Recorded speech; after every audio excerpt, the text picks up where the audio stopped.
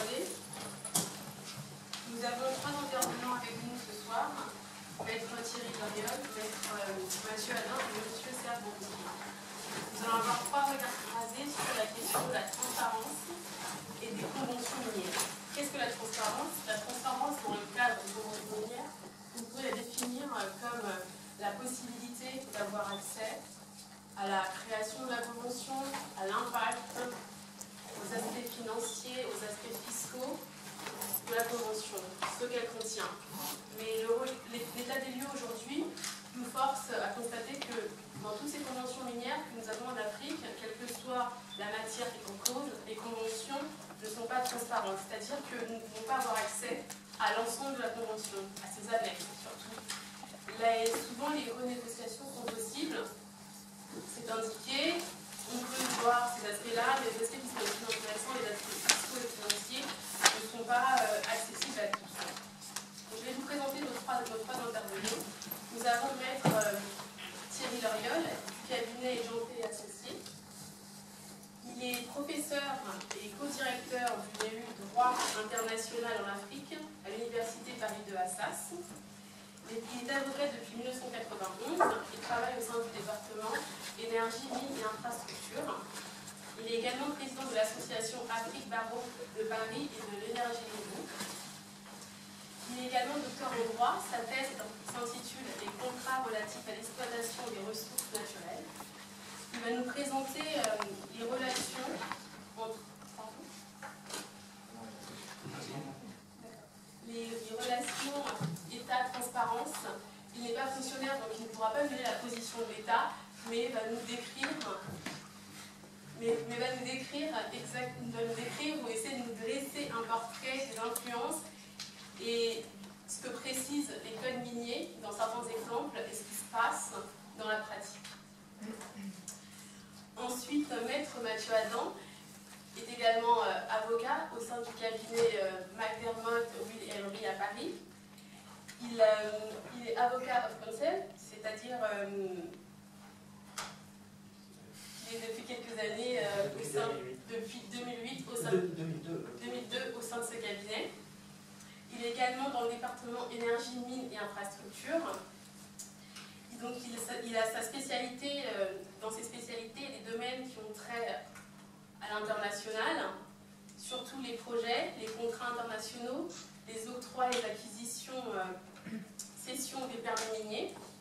Et son activité, on va dire, d'origine, concernait les concentrations, le droit de la concurrence. Pas que les concentrations. J'ai commencé ma carrière comme avocat antitrust et après, au fil de mes rencontres dans les différents cabinets que j'ai fréquentés, je me suis mis à travailler sur les problématiques africaines. D'abord, le contrôle de concentration en Afrique et ensuite, je me suis mis à faire beaucoup d'autres choses et maintenant, mon activité est très éloignée du droit de la concurrence, bien que j'en fasse encore un peu. Donc un aspect intéressant, c'est le droit, on va dire, les ententes en Afrique. Et monsieur Maître Adam nous exposera la position des acteurs miniers, sur la transparence. Enfin, monsieur Bandiki, qui est juriste, conseil également écrivain, il est l'auteur de l'ouvrage « La mondialisation et la Troisième Guerre mondiale », également le droit minier et pétrolier en Afrique. Ces publications sont utilisées par les professionnels comme par les étudiants. Il a consacré la première partie de son activité au droit minier et actuellement il est sur d'autres problématiques. Donc ces trois praticiens vont nous exposer leurs différents points de vue. Et nous allons débuter la conférence par une introduction qui va être faite par Fabio Delfini, le vice-président de l'association. Bonjour à tous. Un objectif assez général. Il convient de rappeler que l'Afrique en fait, demeure le continent le moins exploré au niveau des ressources naturelles et contiendrait environ 30% de tous les minerais de la planète, donc 40% de l'or, 60% du cobalt et 90% du platine, selon le programme des Nations Unies pour l'environnement. L'Afrique est l'un des grands continents producteurs de ressources minières dans le monde, mais souffre encore gravement du manque de cartographie géologique qui pourrait révéler un potentiel encore plus grand, plus important. Malheureusement, la majorité des minerais en Afrique sont exportés sous la forme de minerais concentrés ou métalliques sans véritable valeur ajoutée. C'est également une autre problématique qu'on n'abordera pas ici. Et il existe par conséquent un important potentiel en matière d'enrichissement de minerais, d'autant que l'essentiel de l'investissement direct étranger est consacré en Afrique aux activités liées aux ressources naturelles, notamment au secteur minier. Si on s'intéresse donc à la question des conventions, comme on va le faire dans quelques instants, à l'heure actuelle, toutes les conventions minières, comme l'a rappelé Yann, signées entre les opérateurs du secteur minier et les États africains, ne sont pas publiées dans leur intégralité. En effet, il existe une certaine confidentialité, ce qui est normal dans le monde des affaires, concernant les annexes à ces conventions qui contiennent pourtant des informations fondamentales pour les citoyens de ces pays producteurs.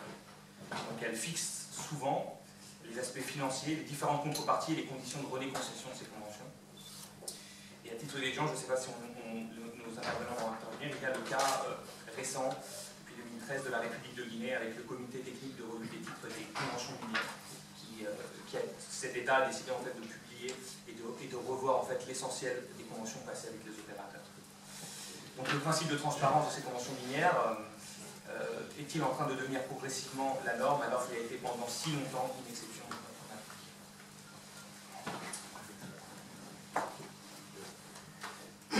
Bien, écoutez, merci. Merci pour ces deux introductions. Je crois qu'il faut le laisser là-haut. Non, monsieur. Je crois qu'on doit m'entendre. Vous m'entendez au fond? Oui, ouais, voilà, c'est parfait. Merci de me recevoir ce soir. Déjà, une petite remarque, je pense que vous êtes parti d'un postulat. Alors, on dirait qu'un postulat, ça se démontre pas. Parler du postulat, quand je vois convention minière et transparence en Afrique, il n'y a pas de transparence par rapport à ces conventions minières.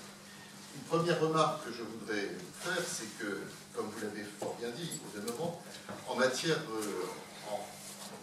de droit des affaires, dans les affaires, on n'a pas besoin de faire de la publicité sur les accords qui sont signés, les accords qui sont négociés.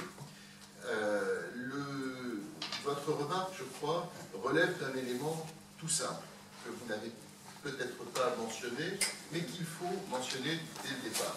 C'est que nous parlons d'un secteur particulier. Nous parlons de questions particulières. Nous parlons de questions sensibles.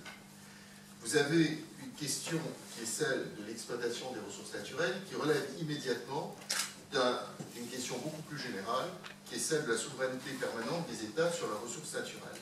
Donc on est immédiatement dans une autre sphère. On n'est pas dans une sphère privée, on est dans une sphère qui est importante. Vous avez rappelé l'importance des ressources naturelles contenues dans le sous-sol du continent africain, absolument. Il faut également mentionner un premier élément qui va nous permettre de mieux comprendre la problématique de cette transparence des conventions minières. C'est le fait que l'État a évolué dans sa position et dans sa fonction. L'État est devenu un acteur de l'exploitation de ces ressources naturelles. On ne va pas faire de l'historique de ces conventions, mais l'État s'est autosaisi d'une vocation, d'une volonté de peser, non seulement, et c'est une évolution, non seulement au niveau national, dans son État lui-même, mais également au-delà, c'est-à-dire au niveau régional, sous-régional, mais également mondial. À partir du moment où il avait la capacité de produire une ressource naturelle dans des quantités suffisantes, il pouvait peser sur le marché non seulement régional, mais également mondial. On est donc passé ici d'un rôle passif de l'État qui ne faisait que récupérer des taxes, la plupart du temps il s'agissait de taxes superficielles, vers un rôle cette fois-ci beaucoup plus actif, et nous allons voir, un rôle actif qui va être celui de gérer cette ressource.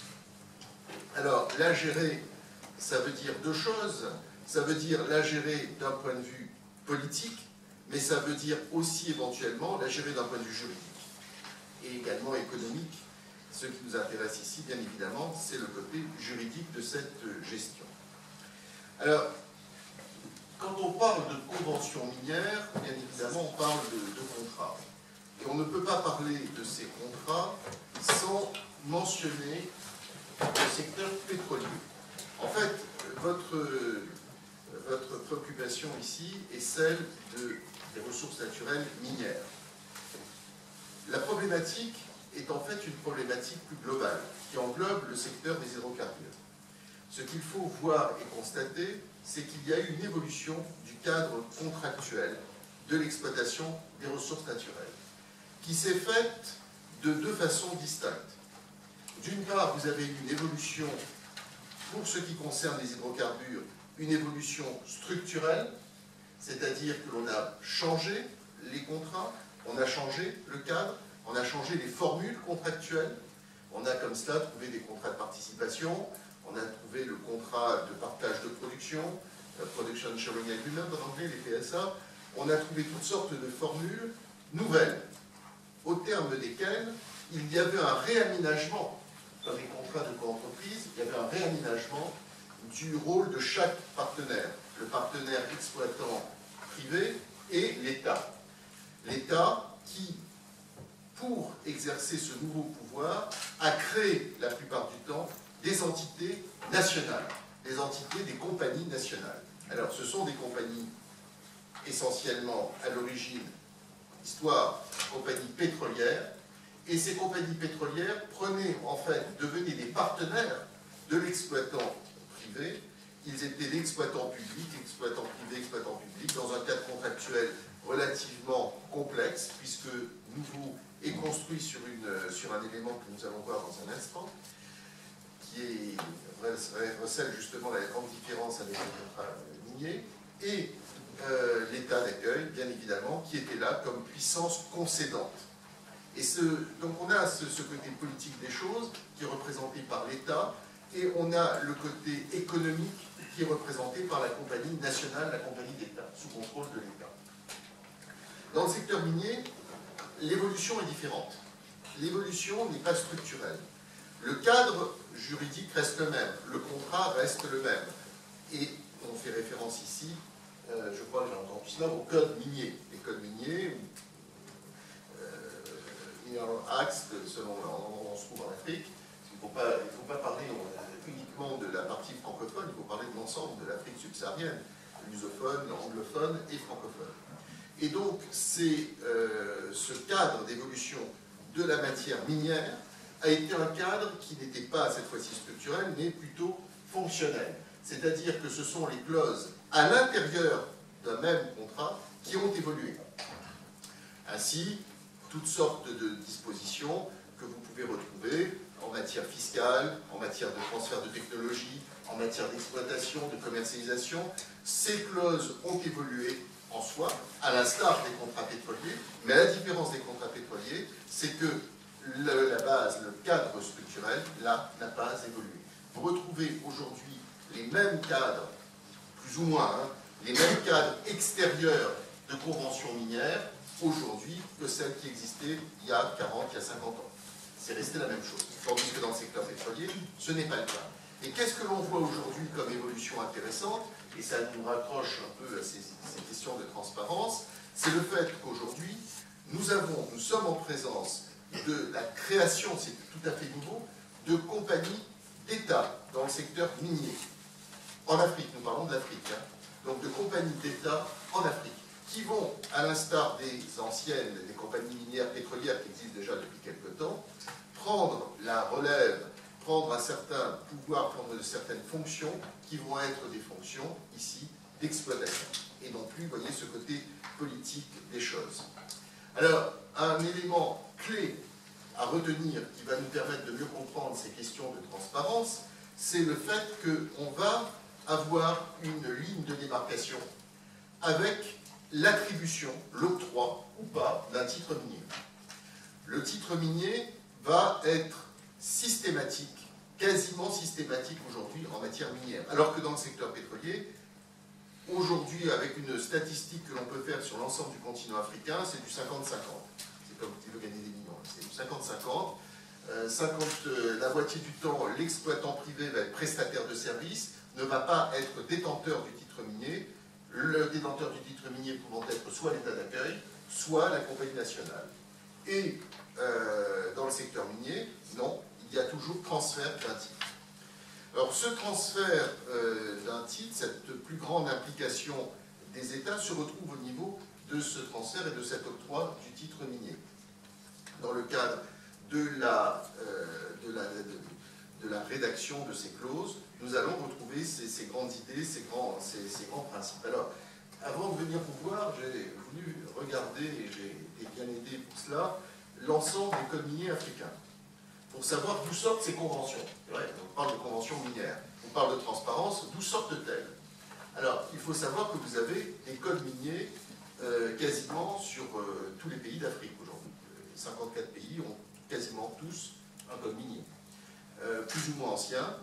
Et dans ce contexte-là, vous avez plusieurs niveaux. Vous avez des codes miniers qui vont effectivement faire référence à une convention minière. Alors là, je les ai tous là, comme ça on peut s'amuser s'il y en a qui vous intéressent plus particulièrement que d'autres. Les codes qui font référence à une convention minière, très précisément, vous avez 80% qui font référence à cette convention. Cela signifie que dans 20% des cas, là où il n'y a pas de référence à la convention, on n'est pas dans un cadre strictement légal, on n'est pas dans un cadre de la loi, on est dans un cadre plutôt privé, où il va y avoir une négociation de convention qui va se faire sans que l'on soit pour autant conduit, dicté dans un contexte, dans un cadre qui est celui d'une loi, donc du code, qui est un texte d'exception. Code minier, toujours un texte d'exception.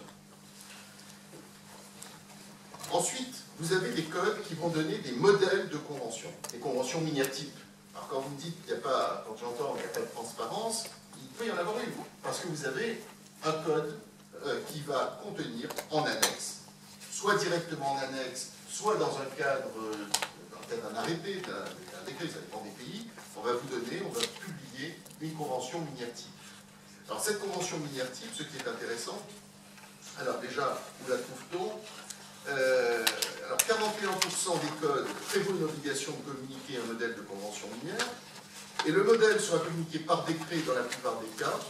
Seule la Mauritanie prévoit une loi. Donc on est dans un cadre complémentaire du texte légal, du texte de loi, mais ce que l'on observe, c'est que nous sommes ici dans un cadre contractuel prévu par les textes. Cela signifie que, normalement, dans la grande majorité des cas, l'administration qui est en charge de négocier la convention minière va être tenue de la respecter et ne pourra pas négocier telle ou telle disposition. Pourquoi? Parce que la convention minière aura force de loi, puisqu'elle fait partie du texte de loi, même si elle est en annexe directe ou dans un décret qui va compléter le code minier, on est dans un cadre qui là est déjà banalisé. Alors, je poursuis avec mes stats, mais je ne vais pas vous charmer avec ça très longtemps. Ensuite, donc, au niveau de la publication du modèle de convention, ce qu'il faut observer, c'est que parmi les codes dans lesquels il existe une obligation de communiquer un modèle de convention minière, seuls 6 pays ont publié cette convention. 6. 3 sont accessibles et bon, voilà à peu près tout ce que nous pouvons dire. Alors, sur les 6 pays qui ont publié leur convention minière, la Mauritanie n'a pas publié les annexes, l'Algérie et le Burkina Faso ont partiellement publié leurs annexes, et 3 autres conventions ne sont pas accessibles. Bon, alors, ne sont pas accessibles, pourquoi? Parce que c'est des documents que vous trouvez plus facilement dans les administrations minières en charge de la gestion de ces projets. Alors, tout d'abord, très simplement, une remarque au niveau de cette négociabilité des conventions. Il faut noter que le côté négociabilité des conventions est un côté très marginal. Aujourd'hui, la plupart du temps, vous avez des conventions qui sont prévues. Vous allez dans un pays, vous avez des modèles, vous avez déjà un certain nombre d'instruments qui sont préétablis, et vous allez négocier dans ce cadre-là, dans ce contexte-là. Maintenant, ce qui est intéressant, et c'est peut-être là ce que vous disiez, c'est qu'on va procéder après coup par voie d'avenant. Il m'est arrivé, il m'arrive fréquemment, dans certains pays d'Afrique subsaharienne, cette fois-ci il s'agit de francophones, je pense à l'Afrique centrale, où là je discute de la convention minière type, je dis est-ce que nous pouvons aménager, amender cette convention? Ah non, non, non, elle est comme ça, on ne peut pas la toucher. Ceci étant, une fois que c'est signé, là ta convention, force de loi, on procède par avenant, et l'avenant il n'est pas nécessaire qu'il passe à nouveau par la voie d'un processus particulier, voire ainsi que ce qui est beaucoup plus intéressant, à la limite, que les annexes auxquelles vous faites référence, ce sont les avenants à ces contrats. Et Dieu seul sait à quel point les avenants sont nombreux et sont parfois très compliqués. Les contre-lettres, les avenants, c'est une matière contractuelle en matière d'exploitation minière qui est particulièrement intéressante. Alors, en matière de transparence, il y a un élément donc, à noter ici, et je crois que, alors que vous avez dit je pense qu'il faut aborder ce sujet, c'est le sujet de l'insertion du projet. Aujourd'hui, un projet minier, je le constate et je le répète, n'est plus un projet localisé sur un périmètre minier dans un territoire déterminé. Aujourd'hui, le projet minier est un projet global, c'est-à-dire qu'il se situe au niveau de l'État. Et il va même au-delà, il se situe parfois au niveau de plusieurs États. C'est un projet qui n'est plus un projet de simple développement, de simple exploitation, de simple production. C'est un projet global qui va justement mettre en valeur la ressource. C'est-à-dire que l'on ne va plus exporter de la ressource naturelle, on va exporter de la matière première, c'est de la ressource naturelle transformée. Et cette ressource naturelle transformée, pour la transformer, il faut bien évidemment avoir des centres de transformation, affinage, raffinage, transport également. Rarissimes sont les fois désormais où l'on va faire rarissime. Non, dans le secteur pétrolier c'est le cas, mais dans le secteur minier ça devient de plus en plus clair, que l'on va avoir des projets d'exploitation qui vont recouvrir à la fois la partie production, mais également la partie transport, la partie transformation et distribution. Tant il est vrai qu'il y a des marchés locaux qu'il faut également soigner et qu'il faut approvisionner. Je termine, je crois que j'ai... Voilà. Non, ah bon, d'accord. Alors je termine sur une idée importante. Quand on parle de globalisation du projet minier, dans le cadre de l'exploitation elle-même, on va parler de l'idée de transparence de façon beaucoup plus forte et beaucoup plus marquée quand nous allons aborder le sujet de l'implantation de ce projet au niveau local. C'est-à-dire que les populations locales, sur le territoire local, les populations sur le territoire, enfin sur le périmètre duquel se situe la production, immédiat ou voisin, sont de plus en plus sollicités, sont de plus en plus impliqués dans le projet. Et ça, c'est un point important. Parce que là, on est dans une question qui est effectivement une question de transparence. On va expliquer le projet. On va voir en quoi ce projet peut aider au développement local. Le temps où vous arriviez avec votre pelle et votre pioche comme les sept-là, et que vous creusiez pour trouver la mine, que vous trouviez la mine et que vous repartiez avec vos wagons de minerai, est révolu.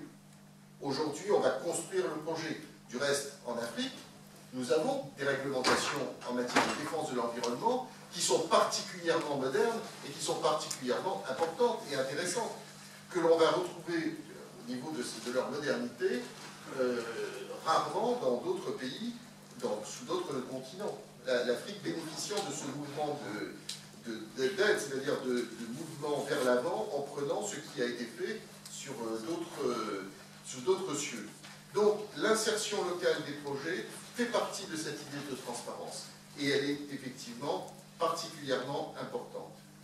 Je termine sur un point qui est celui de la fiscalité, puisque fiscalité, douane, un ensemble de sujets. Et pour dire une chose, excusez-moi, je vous dis quelque chose d'important avant de vous parler de fiscalité. Je voulais vous mentionner quelque chose qui est très important concernant l'Afrique en matière de transparence. C'est le fait qu'aujourd'hui, nous ne parlons plus de réglementation nationale sur un sujet qui est celui des ressources naturelles, mais nous parlons beaucoup plus d'une réglementation régionale. Il y a des conventions qui s'appliquent en Afrique. Prenez simplement le cas du code minier UEMOA. Eh oui, le code minier UEMOA est un code qui a une valeur supérieure au code minier des États membres de l'UEMOA. C'est-à-dire que si vous allez au Sénégal, vous allez au Sénégal pour faire une exploitation minière, la première chose que vous regardez, c'est plus maintenant le code minier du Sénégal, vous commencez déjà par regarder ce qui se passe au niveau régional. Et ensuite, vous voyez ce qu'il y a au niveau local. Et ça, c'est exceptionnel, c'est quelque chose de très important, de très intéressant, que l'on trouve rarement ailleurs, du reste, au niveau minier. Donc ça, c'est un point à retenir, parce que là, on n'est plus au niveau d'un seul État, au niveau de plusieurs États. Donc ça aide la question de transparence. Ça peut aider, on va dire. Ça peut aider. Bon.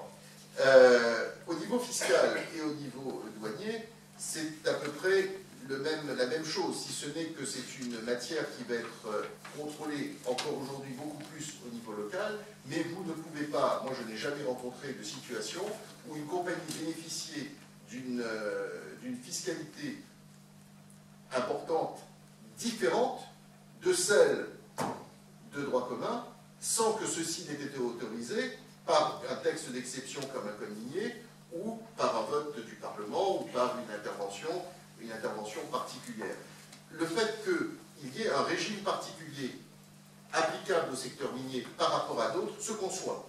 Ça se conçoit par les risques qui sont pris par les opérateurs miniers. Vous savez, c'est pas pour autant, pas parce que vous allez avec votre pioche que vous allez trouver quelque chose. La plupart du temps, on trouve rien. Il y a un aléa qui est quand même important. Deuxièmement, par l'importance du financement qui est nécessaire pour permettre cette exploitation, la technologie qui est également importante mais qui demande beaucoup de fonds pour être mise au point, et bien évidemment tout cet ensemble que je décrivais tout à l'heure, correspondant à l'importance même de la ressource et de sa force aussi bien dans le pays qu'au niveau régional et international. Voilà ce que je peux vous dire par rapport à votre sujet sur la transparence. Merci, Maître Auriol. Je reste à votre disposition. Très bien. Maître Adam.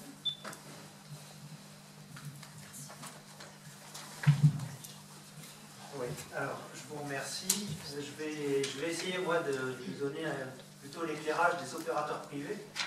Mais en la matière, il faut tout de suite quand même observer que ce ne sont pas les opérateurs privés qui sont véritablement prescripteurs de transparence en la matière, de manière générale. Ceux qui sont demandeurs de transparence, ça va être les États et au sein de ceux-ci, la société civile. Puisque ce sont eux, et encore les États, pas toujours, qui ont intérêt à ce qu'il y ait une transparence sur le contenu des conventions minières. Les opérateurs, eux, étant amenés à évoluer petit à petit, et c'est vrai que de plus en plus, on voit quand même la position des opérateurs évoluer progressivement en la matière, notamment au regard des différentes réglementations dont mon confrère vient d'évoquer. C'est vrai, il y a le code communautaire, mais il y en a encore d'autres sur lesquels je vais peut-être dire un mot pour justement montrer que justement il y a une influence de règles à la fois normatives et de règles de bonnes pratiques qui font que petit à petit les choses évoluent en matière de transparence.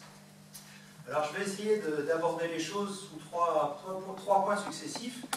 Tout d'abord, pour évoquer le fait que la transparence tend à se développer de plus en plus et à se développer et à s'imposer aux opérateurs miniers, cela au sein quand même de beaucoup de pays maintenant en Afrique.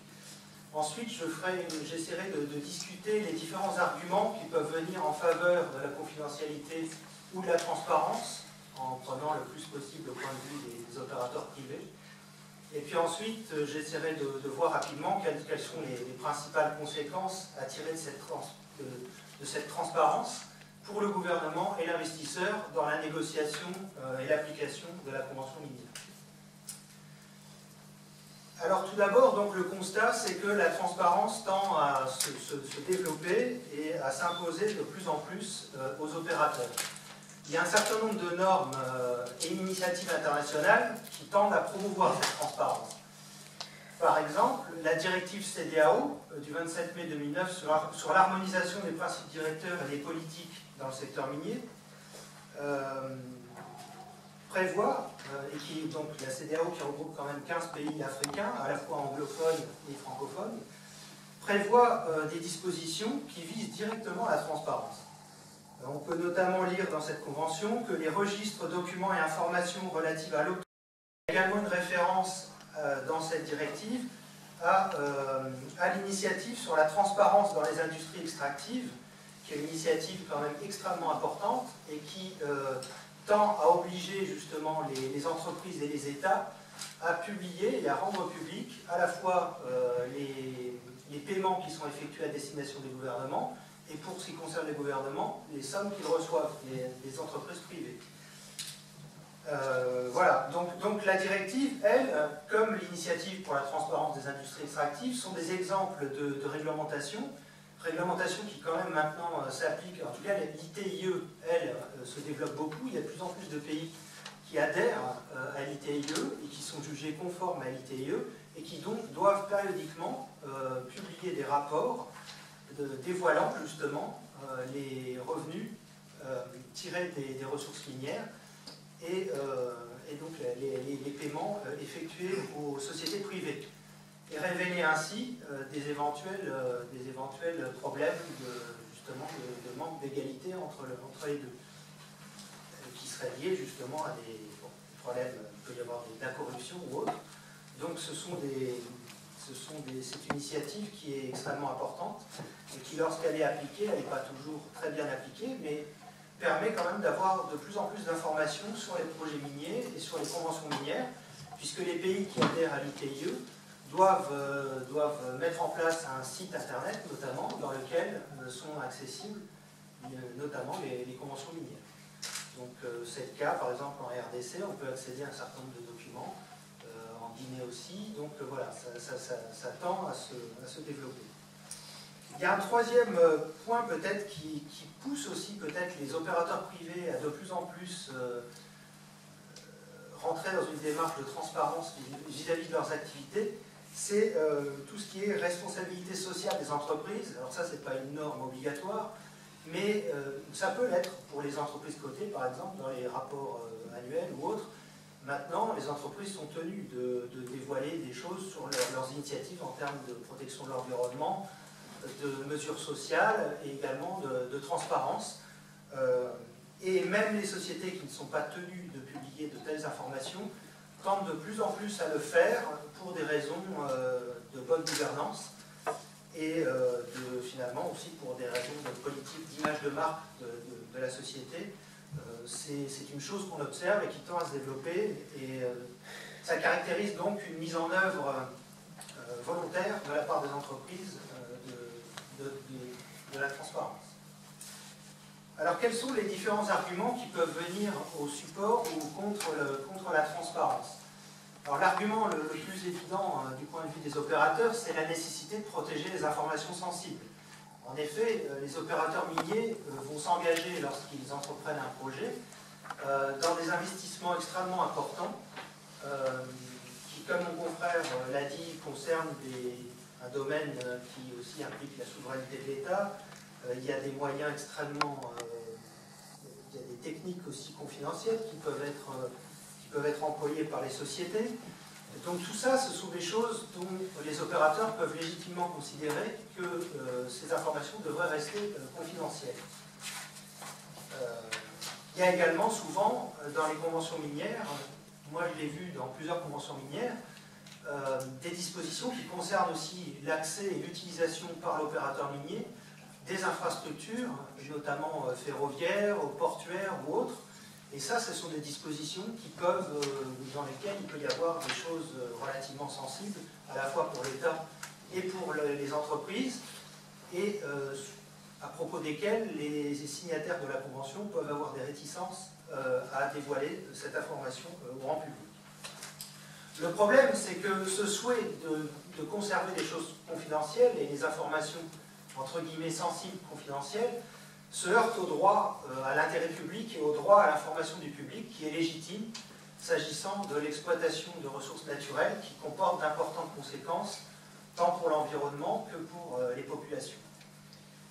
En effet, comment justifier que des avantages spécifiques qui seraient accordés aux opérateurs et qui dérogeraient le cas échéant aux normes normalement applicables, et même le cas échéant dans certains cas au code minier, puissent être maintenus dans l'opacité.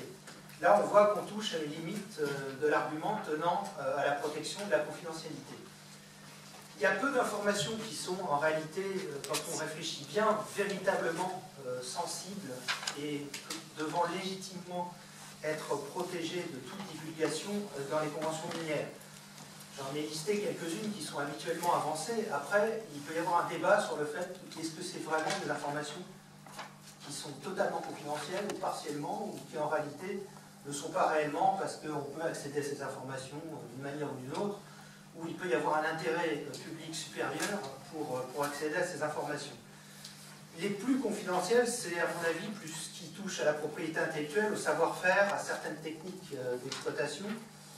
À mon avis, tout ce qui est fiscal ou autre, ça l'est beaucoup moins, parce que là, on ne voit pas trop quels sont les arguments qui pourraient justifier une confidentialité totale, dès lors que on ne voit pas pourquoi une entreprise qui aurait des avantages particuliers, notamment fiscaux, on peut légitimement penser qu'elle doit les dévoiler et que la population doit savoir pour la raison pour laquelle, peut-être légitime, on a accordé à cette entreprise, compte tenu de la particularité de son projet, des avantages qui dérogent, le cas échéant, aux conditions normalement applicables. Et puis, il peut y avoir, notamment, je pense à des choses un peu particulières, mais il peut y avoir parfois des informations sur les projets d'acquisition ou d'investissement de l'opérateur qui signe la convention minière. Je prends un exemple. Imaginons une société B qui envisage d'acquérir une société A. Elle-même, cette société A, étant en négociation avec un État pour se voir octroyer un titre minier et donc signer une convention minière relative à ce projet minier. Dans ce cas-là, la société A va essayer de faire en sorte que dans la convention minière, dans l'hypothèse où elle serait acquise par la société B, la société B puisse se voir transférer le bénéfice de la convention minière. Donc dans ce cas-là, on peut effectivement estimer nécessaire de protéger ce projet d'acquisition, de protéger la divulgation, en tout cas, enfin, de protéger de toute divulgation ce projet d'acquisition envisagé d'une société sur une autre et auquel il serait fait référence dans la convention minière. Donc on voit qu'il peut quand même y avoir des informations dont la nature se prête à la confidentialité plus qu'à la transparence. Alors ensuite, on peut observer qu'il y a toujours une possibilité de protéger les informations réellement sensibles, en réalité surtout les secrets commerciaux, de manière spécifique, sans nécessairement protéger l'ensemble de la convention minière. D'ailleurs, il est vrai, et ça a déjà été mentionné, les informations sensibles sont en réalité assez peu présentes dans la convention minière elle-même, mais sont plutôt présentes dans d'autres documents, des documents annexes, qui sont eux conclus soit en même temps, soit après la convention, mais donc qui ne forment pas le corps même du contrat qui, lui, est généralement fait l'objet d'une publication.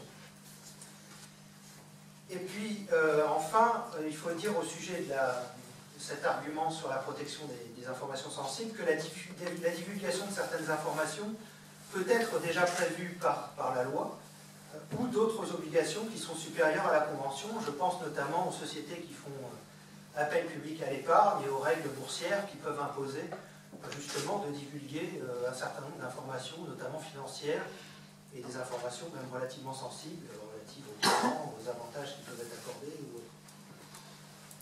Il y a un autre élément qui peut être invoqué en faveur de la transparence, c'est la lutte contre la corruption.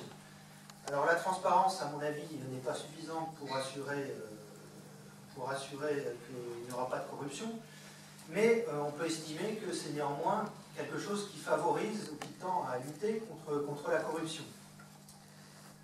La transparence, en effet, va inciter les représentants de l'État et des entreprises à opérer dans les limites de la loi et à ne pas s'écarter des termes et conditions habituelles des contrats, dans la mesure, en effet, où si il était négocié des conditions très particulières et qui ne seraient pas justifiées par des arguments solides, ces anomalies seraient rapidement révélées au public et exposeraient les signataires à des questions ou à des problèmes plus graves.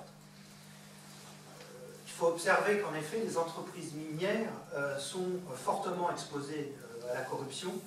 Et un rapport de l'OCDE datant de février 2013, justement, indiquait que les les activités minières les sociétés minières étaient parmi les premières exposées à des phénomènes de tentatives de corruption. Cette corruption, elle a un coût pour les opérateurs miniers. Donc la transparence, elle peut aussi avoir un avantage pour eux, pour éviter de les exposer aux risques de plus en plus importants qu'ils courent s'ils s'engagent dans des démarches de corruption d'agents publics pour obtenir des permis miniers ou des conventions minières qui seraient avantageuses.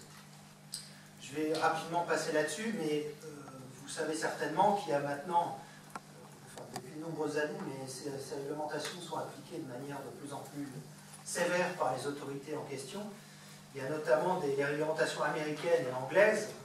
Américaine, c'est le Foreign Corrupt Practices Act, qui date de 1977, mais dont on parle de plus en plus maintenant, et le UK Bribery Act de 2010, qui sont des dispositions législatives qui condamnent de manière extrêmement sévère tout paiement fait à des agents ou à des fonctionnaires ou autres agents visant à faciliter l'octroi justement d'avantages par le biais de corruption. D'après un rapport de septembre 2012, les procédures ont impliqué des entreprises du secteur de l'industrie extractive à hauteur de 34% entre 1978 et 2004 pour l'UFCPA et à hauteur de 28% entre 2005 et mi-2011. Et il y a beaucoup d'enquêtes qui visent donc les entreprises de ce secteur. Les sanctions sont extrêmement importantes, elles exposent les entreprises parfois à des centaines de millions de dollars d'amende, et elles ont une vocation à s'appliquer de manière supranationale, puisque une société qui même n'est pas américaine ou anglaise peut être condamnée dès lors qu'elle a des aides, par exemple, qu'elle effectue des ventes en Angleterre, ou même s'il y a un email, par exemple, qui est échangé ou qui transite par un serveur aux États-Unis, les autorités américaines, le DOJ, va considérer qu'il a compétence, et finalement, une entreprise qui n'est même pas basée aux États-Unis, ou qui n'aurait même pas d'activité aux États-Unis, peut être condamnée par les autorités américaines à des amendes extrêmement importantes. C'est arrivé à de nombreuses reprises, c'est arrivé, là j'ai cité une affaire qui n'est pas dans le secteur minier, mais qui concernait des infrastructures au Nigeria, et dans lesquelles il y avait eu des faits de corruption commis par une joint venture qui réunissait beaucoup d'entreprises, notamment des entreprises américaines du groupe Halliburton, mais il y avait également des sociétés françaises, japonaises, enfin de toute nationalité, et ces sociétés-là ont été condamnées pour des pratiques de corruption qui avaient été mises en place par l'intermédiaire d'agents et avec des fonds qui avaient transité par des comptes basés dans les banques suisses pour obtenir donc un certain nombre d'avantages de la part du gouvernement nigérien. Et dans ce cas-là, les entreprises, quand même, l'ensemble de ces entreprises ont été condamnées à plus de 2 milliards de dollars d'amende, ce qui est extrêmement important, sans compter les sanctions pénales qui ont été sanctionnées qui ont été prononcées contre certains dirigeants. Il y a certains dirigeants qui ont été condamnés à des peines de prison aux États-Unis et qui ont fait ou qui feront l'objet même d'extradition vers les États-Unis. Autre réglementation à vocation supranationale, le Dodd-Frank Act des États-Unis aussi, qui vise à combattre l'opacité, un peu sur le modèle de l'ITIE, mais là, ce n'est pas quelque chose sur une base volontaire. C'est une réglementation qui s'applique obligatoirement aux sociétés cotées, aux sociétés énergiques et minières cotées, qui doivent révéler leurs paiements à des gouvernements étrangers dans leurs documents d'information boursiers et sur leur site internet, ce qui là encore est quelque chose qui pourrait faciliter, le cas échéant, les enquêtes FCPA ou UK Bribery Act. Là également, il y a un dispositif qui vise à renforcer le dispositif, puisqu'il y a des récompenses qui sont octroyées aux sociétés qui dénoncent les pratiques, les mauvaises pratiques. Et il y a également des protections qui sont instaurées contre les mesures de rétorsion qui seraient prises à l'encontre des délateurs. Pour revenir plus proche de chez nous, on a la directive du Parlement européen, la directive européenne du 22 octobre 2013, qui a modifié la directive de 2004 sur l'harmonisation des obligations de transparence concernant l'information sur les émetteurs dont les valeurs mobilières sont admises à la négociation sur un marché réglementé, directive qui doit être transposée par les États membres européens dans les 24 mois, et qui, elle, prévoit une disposition qui indique que, notamment, les États membres doivent imposer aux émetteurs actifs dans les industries extractives d'établir sur une base annuelle un rapport sur les sommes versées au gouvernement. Donc là encore, on voit que la réglementation européenne tend à imposer une mise en place d'une véritable transparence en matière de versement effectué dans le cadre de conventions minières. Donc la corruption, en réalité, est un élément dont les opérateurs doivent tenir compte et au titre duquel ils ont un intérêt véritablement à être le plus transparent possible, puisque ça peut avoir, comme on l'a vu, des conséquences extrêmement importantes, y compris pénales pour eux, mais ça peut également avoir des conséquences dans le cadre de contentieux futurs, notamment contre des États. Imaginons qu'il y a un problème qui intervienne avec un État avec lequel on a signé une convention minière.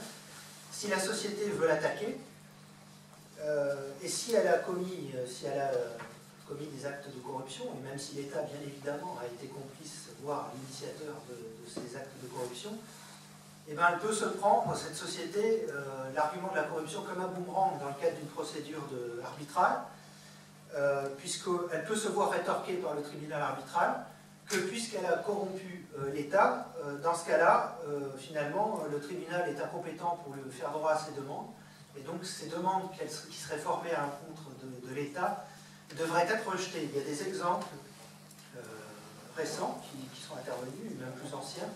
J'en ai nommé un ici qui ne concerne pas l'Afrique, ni même le domaine minier, mais qui est directement transposable au domaine minier. C'était un cas justement de corruption d'une entreprise israélienne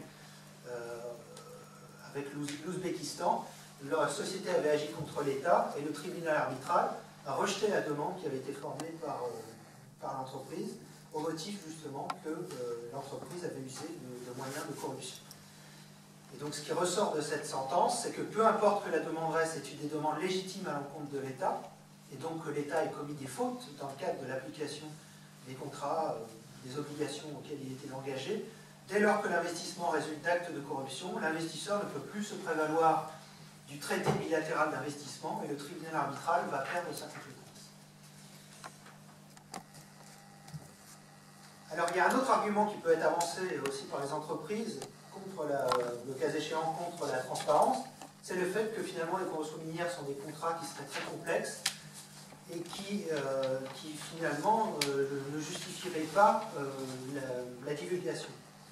En effet, on peut estimer que les lecteurs non expérimentés peuvent être induits en erreur par la terminologie qui est employée. C'est vrai qu'il y a parfois des choses un peu techniques dans les conventions minières et que celles-ci pourraient être exploitées, alors ça par des opposants au gouvernement ou des démagogues qui essaieraient de contester des conventions pour des motifs qui ne seraient pas justifiés. Toutefois, le fait que ces informations soient complexes n'est pas nécessairement une raison suffisante pour ne pas la divulguer au public. En effet, on peut aussi faire œuvre d'éducation, et puis le fait qu'il y ait de plus en plus de conventions divulguées peut aussi faire qu'une familiarité se développe vis-à-vis des conventions minières, et que justement, même le grand public puisse comprendre de quoi il retourne, et puisse juger de manière plus objective de quoi il retourne. Et en réalité, le maintien de la confidentialité, et là c'est un argument qui peut justement conduire les entreprises à être plus transparents, c'est que être trop opaque ne fait qu'accroître le scepticisme du public et la défiance envers l'opérateur minier. Or, un opérateur minier, quand il investit dans un pays, il a besoin de créer, et de plus en plus, parce que les procédures sont de plus en plus complexes et associent de plus en plus les populations locales, il a besoin de créer un lien de confiance le plus possible avec les populations qui vont être directement impactées par les opérations minières et par leurs nuisances. Nuisances environnementales, nuisances des problèmes sociaux, des problèmes de gens qui vont faire l'objet de mesures d'expropriation, qui vont perdre leurs terres, qui vont devoir travailler ailleurs, qui vont devoir se reconvertir. Donc tout ça, il y a un certain nombre de problématiques extrêmement complexes qui sont entraînées par un projet minier. Et on a intérêt finalement peut-être à être plus transparent sur la manière dont l'opérateur minier va conduire ses opérations et sur les différents avantages qui lui sont octroyés en échange des projets de développement que lui-même va s'engager généralement dans le cadre des projets miniers à développer pour le bien des populations locales. Autre argument qui serait défavorable à la transparence, c'est que si on est transparent, finalement on va avoir une renégociation qui va être provoquée par cette transparence. On va signer une convention et puis le lendemain, cette convention va être contestée par divers organismes, par des sociétés privées, par des ONG ou autres, qui vont finalement venir contester tout ce qu'on a mis des mois à négocier et remettre à plat tout ce qui avait été convenu. La publicité peut en effet susciter des critiques, même si les termes ont été âprement négociés, et les circonstances peuvent changer quelques années après, l'accord signé apparaissant alors rétrospectivement comme inéquitable. Et il est vrai que de nombreuses demandes de renégociation sont intervenues suite à la publication de contrats. Cela dit, on peut aussi rétorquer à cet argument que beaucoup de renégociations ont eu lieu dans des pays où la transparence n'était pas nécessairement de mise également. Je pense notamment à la République démocratique du Congo en 2007, où tous les contrats miniers ont été renégociés à la demande du gouvernement. Donc c'est pas parce qu'on est transparent ou parce qu'on ne l'est pas que ça entraîne nécessairement une renégociation. En réalité, il y a de plus en plus de renégociations qui est transparence ou pas. Donc on peut estimer qu'un processus de renégociation ouvert auquel les citoyens adhèrent peut renforcer aussi les contrats à long terme, puisque la transparence va permettre à l'opinion publique de jouer un rôle de validation et finalement être un facteur de stabilité. Autre argument qui pourrait venir en défaveur de la transparence, c'est que finalement ça pourrait entraîner un nivellement par le bas. Des entreprises peuvent en effet considérer que la divulgation des contrats pourrait les obliger à proposer des termes qui seraient moins avantageux à l'avenir. Elles peuvent craindre que la transparence ne révèle aux concurrents des informations cruciales qu'ils pourraient reproduire ou utiliser à l'encontre de l'entreprise qui a effectué la divulgation, y compris dans d'autres pays, dans lesquels les entreprises se retrouveraient face à face pour obtenir un titre minier, par exemple, auprès d'un État. Toutefois, à mon avis, cette crainte de nivellement par le bas doit être relativisée dans la mesure où beaucoup de contrats peuvent déjà être trouvés sur des sites internet payants, et ça, dans l'industrie minière, il y a beaucoup de sites qui existent, auxquels les opérateurs ont accès, et qui divulguent finalement les conventions minières. Donc généralement, les seuls à ne pas avoir accès à toutes les conventions minières, c'est plutôt les gouvernements, plus que les opérateurs privés. Là où est instaurée la transparence, d'autre part, on constate également qu'elle ne semble pas avoir eu un effet dissuasif sur l'investissement. Parce qu'il y a toujours des investissements dans ces pays-là, ça n'a pas arrêté pour autant les investissements, compte tenu de l'intérêt que ces investissements ont de toute manière pour les opérateurs miniers. Et ce qu'on peut également dire à propos de cette problématique, c'est que la transparence peut favoriser le développement justement de conventions minières qui ont le cas échéant des taux de rendement qui sont variables, donc qui peuvent être moins avantageuses a priori, mais finalement, puisqu'elles seront moins susceptibles d'être négociées, peuvent être préférables pour les investisseurs.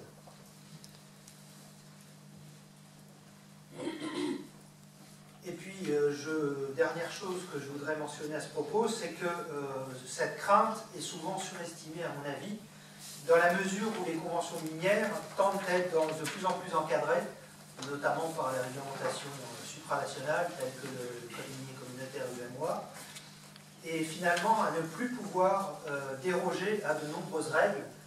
De plus en plus, c'est vrai, mon confrère l'a dit, les conventions minières ne peuvent pas être des lois dérogatoires à la loi. Les conventions minières, elles peuvent marginalement adapter ce que la réglementation nationale a prévu, mais elles ne peuvent pas aller à l'encontre totalement de la réglementation nationale, sous peine de pouvoir être remise en cause assez facilement par la suite, comme n'étant pas conforme précisément à la loi, qui est quand même la norme supérieure, et qui s'impose généralement et qui est supérieure même à la convention minière, vu que les conventions minières n'ont généralement pas force de loi, sauf lorsqu'elles sont approuvées par le Parlement, mais ce qui n'est quand même pas le cas dans la majorité des cas. Dernière chose sur les arguments pour ou contre la transparence, mais ça c'est pas un argument qui me paraît fondamental, c'est que finalement, en étant plus opaque, en ne dévoilant pas la convention minière, on éviterait de contrarier l'autre partie et d'exposer au grand public des erreurs ou des problèmes de corruption. L'argument ne me paraît pas très bon dans la mesure où la divulgation peut ne pas être défavorable sur le long terme et où précisément la transparence va inciter à améliorer la qualité des négociations, puisque comme on sait que ça va être divulgué, autant on va faire attention à ce qu'on négocie. Et puis la transparence précisément va permettre de réduire la corruption. Donc je ne vois pas pourquoi on aurait peur de mettre justement sur la place publique des problèmes de corruption. Merci beaucoup, Maître Alain, pour cette information. Je donne la parole à M. Bonic. Oui, bonsoir, chers invités. Il était prévu que je fasse une intervention pour une vingtaine de minutes, donc je vais essayer de dérouler mon propos. Donc, le thème sur lequel j'interviens est intitulé « La position de la société civile et l'impact des activités minières dans le développement local ». Les activités minières désignent l'ensemble des actes ou des opérations effectuées par les sociétés minières, les personnes physiques et les autorités étatiques dans le secteur minier. Elles désignent non seulement les actes ou les opérations effectuées par les acteurs miniers, mais aussi les relations ou les transactions qui s'effectuent entre eux. Elles sont généralement régies par les textes juridiques existant sur le territoire de l'État dans lequel elles s'exercent, comme le code minier et les conventions minières, mais aussi par certaines normes à caractère international définies par l'ITIE, qui est une organisation internationale ayant pour but d'assurer la transparence dans la gestion des ressources naturelles au profit de la société civile. Quel peut être l'impact ou l'influence des activités minières sur la société civile? Pour répondre à cette question, nous allons examiner dans une première partie l'impact du contexte national minier sur la société civile et dans une seconde partie l'impact du contexte international minier sur la société civile. Les États peuvent, au moyen des conventions conclues avec les sociétés minières, prévoir par le biais des clauses la construction préalable de certaines infrastructures dans la localité géographique où se trouve le gisement minier. Ou encore, la société minière elle-même peut initier un projet de construction de certaines infrastructures comme les routes, les ponts, les hôpitaux, nécessaires à l'exploitation du gisement minier et à la vie sociale ou privée des ouvriers employés sur le site minier. La construction des routes, des hôpitaux ou des écoles en accord avec les États africains permet le plus souvent de participer à l'amélioration des conditions de vie des populations vivant dans la localité où se trouve le site et d'avoir ainsi un impact positif sur la société civile. La société civile peut parfois, dans certains États africains, avoir le droit d'exercer des activités minières au même titre que les sociétés privées, car certains États africains autorisent la société civile ou la population locale de procéder à l'exploitation de certains gisements miniers. On a l'exemple du code minier de la RDC, par exemple, qui prévoit à son chapitre 5 la possibilité d'exploiter de façon artisanale certains gisements miniers comme le gisement d'or ou le diamant. Et il y a aussi la convention minière type de la Guinée-Conakry du 20 août 2007 qui prévoit aussi l'exploitation artisanale de certains types de gisements miniers par la population locale. La société civile ne possède pas seulement le droit d'exploiter de manière artisanale certains types de minerais, comme preuve de la jouissance des avantages liés au secteur minier, mais aussi le droit d'exercer une activité professionnelle rémunérée dans les sociétés minières au moyen de certaines clauses figurant dans les conventions minières conclues entre les États et les sociétés minières. On trouve un certain nombre de conventions minières qui prévoient l'obligation pour les sociétés minières de recruter une partie de leur personnel, ouvriers ou dirigeants alinéa 2 de la Convention minière type de la Guinée-Conakry du 20 août 2007 qui dispose que la société sondage a employé en priorité des résidents de la communauté locale ou des communautés avoisinantes pour tous les emplois non qualifiés relatifs aux opérations minières. Et l'article 19 alinéa 3 de cette même convention prévoit l'obligation pour les sociétés minières de recruter des ressortissants guinéens dans les fonctions nécessitant une formation universitaire. Les dispositions conventionnelles qui obligent les sociétés minières de recruter une partie de leur personnel ouvrier ou dirigeant au sein de la population des États dans lesquels elles exercent leurs activités et l'exploitation artisanale de certains gisements miniers par la population locale permettent de réduire une partie du chômage dans certaines localités géographiques des États. Ils constituent de ce fait des moyens par lesquels la société civile bénéficie des retombées des activités minières. Quels peuvent être les autres types d'incidences des activités minières sur la société civile ou dans le développement local? Nous allons donc aborder la seconde partie, qui est intitulée « L'impact du contexte international minier sur la société civile ou dans le développement local ». La disparité qui a été constatée depuis longtemps entre le volume élevé des revenus financiers générés par les activités portant sur l'exploitation des ressources naturelles et le faible niveau de vie des populations des États propriétaires de ces ressources a poussé un certain nombre d'acteurs internationaux à formuler certaines exigences pouvant permettre à la société civile et à la population locale de profiter des revenus issus de l'exploitation des ressources naturelles. Les exigences de la communauté internationale dans le domaine des ressources naturelles s'expriment à travers l'ITIE. La société civile a acquis, depuis la création de cette organisation, le droit d'être informée sur les revenus encaissés par les États et les sociétés exploitantes dans le cadre de leurs activités minières, pétrolières et gazières.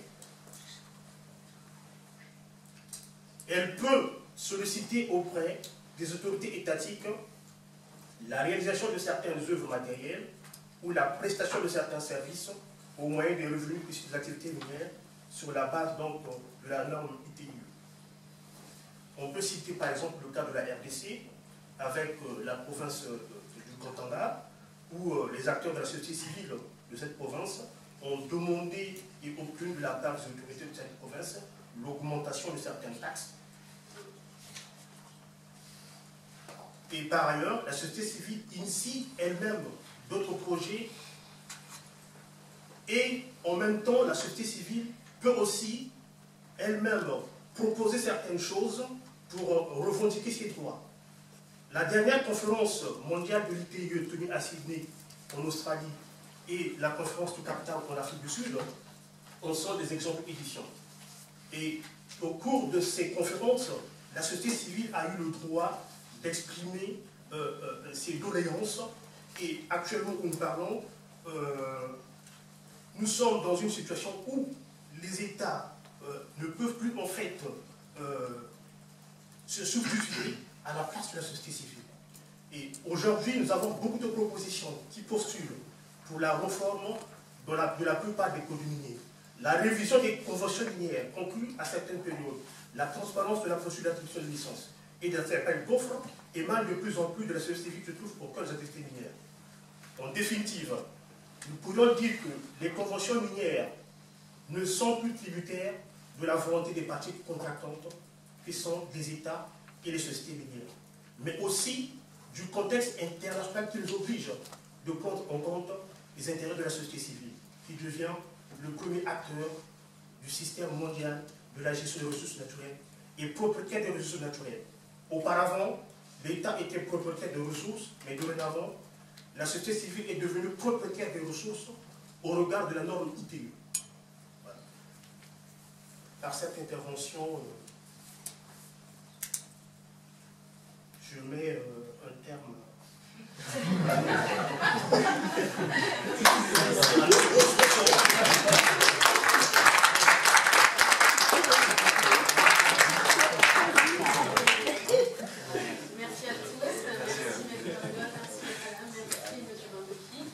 Je laisse la parole à l'auditoire. Est-ce que vous avez des questions? Pardon?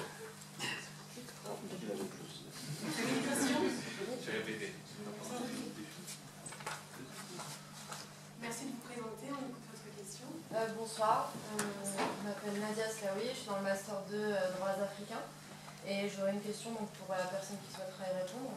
Est-ce que le manque de transparence de ces conventions concerne également le droit du travail, et notamment les droits de l'homme et des personnes qui finalement travaillent avec leur propre main dans ces mines? La transparence, plutôt, vous voulez dire sur le contenu de la convention, dans la convention minière. Ça, c'est pas des choses qui sont tellement développées dans la convention minière. Après, les conditions de travail des employés, ça dépend de la réglementation de toute façon nationale, qui impose effectivement de respecter un certain nombre de critères. Le cas échéant d'ailleurs d'employer aussi un quota de nationaux. Donc ça, ce sont des choses qui sont extrêmement importantes et qui ne peuvent pas être maintenues dans l'opacité. Les sociétés, justement, ont des comptes à rendre en termes justement de conditions de travail de leur personnel, dans les mines. Et encore plus aussi en termes de, par exemple, le respect aussi le fait de ne pas employer des enfants. Ce genre de choses, les entreprises, alors encore plus quand elles sont cotées, elles sont obligées de dévoiler justement les politiques qu'elles mettent en place pour éviter que j'ai justement des problèmes d'exploitation d'humains ou autres dans le cadre des entreprises. Y compris les conditions de sécurité des employés. Y compris les conditions de sécurité. Après, ça dépend des pays et ça dépend des normes qui sont applicables. Mais il n'y a pas une totale opacité en la matière, et de moins en moins, parce que il y a quand même de plus en plus souvent maintenant des ONG qui dénoncent justement des problèmes qui interviennent dans certains projets miniers. Donc il est difficile pour les entreprises de faire la sourde oreille et de ne rien dévoiler. Au contraire, elles doivent, c'est ce que je disais, mettre en place des politiques et même faire de la publicité là-dessus, sur les mesures qu'elles mettent en place pour se conformer justement aux meilleures pratiques. D'accord, merci. Une autre question? Oui, monsieur. Jean-Paul Cotemedno, master de droits africains. 3 questions. Sous réserve bien sûr de l'acceptation générale.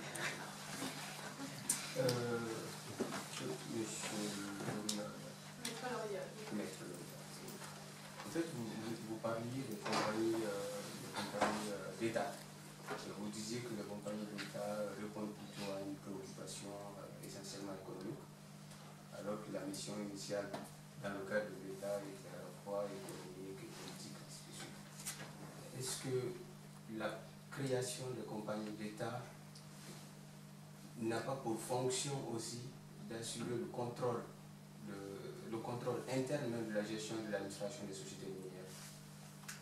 Autrement dit, pour être beaucoup plus clair, parce que c'est pas un vocabulaire que je maîtrise avec technicité, il se trouve que lorsqu'on prend l'exemple guinéen, les exemples guinéens, sierra-léonais, libériens et autres, j'ai remarqué quelquefois en lisant, quoique je n'en sois pas spécialement intéressé, que jusqu'avant que les États ne décident de créer des sociétés d'État, notamment en Guinée, la société guinéenne du patrimoine minier, il y avait bien sûr un actionnariat qui a commencé depuis 1973 jusqu'en 2011, et l'État avait essentiellement une fonction de participation à l'administration et à la direction de la société. Et de l'autre côté, il avait aussi un peu une vocation économique de rentabilité, avec les dividendes quelquefois et quelquefois non. Est-ce que la consécration de la SOGIPAMI a pour effet de mettre un terme au contrôle politique du fonctionnement interne des entreprises afin de ne jouer qu'une fonction économique de rentabilité? Ça, c'est la question pour vous. On va commencer. On va avoir une réponse. Ah, d'accord. Les réponses, on va les faire par étapes. Je m'en souviens, je voulais que vous posiez ces questions. Non, ça va être plus facile, je pense. Bon, Comme ça. non, vous l'avez bien exprimé. Voilà, ce qui n'est peut-être pas modèle du genre. Elle rencontre beaucoup de difficultés, justement, à la fois pour se faire comprendre, entendre, pour savoir quelle est sa position et sa fonction exacte aujourd'hui. Il y a eu, et vous avez parfaitement raison, et vous utilisez les bons termes, il y a eu une prise de participation de l'État dans les compagnies d'exploitation, qui était une prise de participation purement capitalistique. C'est-à-dire que l'État s'est retrouvé à la tête d'un pourcentage d'actions pouvant évoluer selon les pays. Avec, à la clé, la question de savoir si c'était une participation gratuite, c'est-à-dire contributive ou pas. C'est-à-dire, est-ce que l'État était, dans le cadre de sa participation, un acteur du financement ou n'en était pas un? Aujourd'hui, avec ces compagnies d'État, et singulièrement, vous parlez de la Soquipami, qui est un excellent exemple, la vocation de la Soquipami, si vous regardez les statuts de la Soquipami, et ce que M. Campé a souhaité faire de cette entité, c'est clairement une entité qui va dépasser le côté capitalistique des choses, qui va être une entité qui va être opérationnelle sur le terrain. Et lorsque je faisais référence à ces compagnies d'État, souvent ces compagnies d'État vont acquérir une technologie qu'elles vont ensuite exporter dans le sens où elles vont elles-mêmes intervenir à l'extérieur de leurs frontières naturelles de création pour justement permettre de participer à des projets à l'extérieur de leur pays d'origine. Donc il y a cette évolution. Au demeurant, concernant la participation de l'État, vous avez une autre évolution qui est tout à fait significative et qui nous intéresse dans le cadre de notre sujet, c'est le fait que vous avez des codes miniers qui désormais prévoient non pas uniquement la participation de l'État, mais également la participation d'intérêts nationaux. Prenez le cas du Sénégal, où là on va vous parler d'intérêts nationaux. On va vous dire, vous allez pouvoir réserver tel ou tel pourcentage de votre capital à des compagnies, alors sous réserve bien évidemment de pouvoir les trouver, de pouvoir avoir des opérateurs nationaux qui vont permettre d'investir dans ce secteur. C'est ce qui a été inspiré par l'Indonésie, notamment, pas au centre de l'Afrique, mais les Indonésiens avaient mis en place justement la réglementation dans le domaine minier qui obligeait justement à favoriser les intérêts nationaux et à permettre aux nationaux d'acquérir une participation à terme dans les projets miniers. Au bout d'un certain nombre d'années, il y a une participation qui... Là, non seulement au centre de l'Afrique, mais en plus on fait d'histoire. Ça date de 1967, c'est les contrats, les Work Agreement, 1967 sur l'Indonésie. Mais les pays africains, maintenant, sont effectivement en train de s'inspirer de ces mécanismes-là. Ah oui. Merci pour cette réponse. La deuxième qui... Donc, je lis en fait cette question, elle procède de la liaison des propos de M. Loriol sur la question de la sensibilité des conventions minières qui pourrait s'expliquer par le fait que c'est quand même des actes qui relèvent d'un domaine de souveraineté, la souveraineté permanente sur les ressources.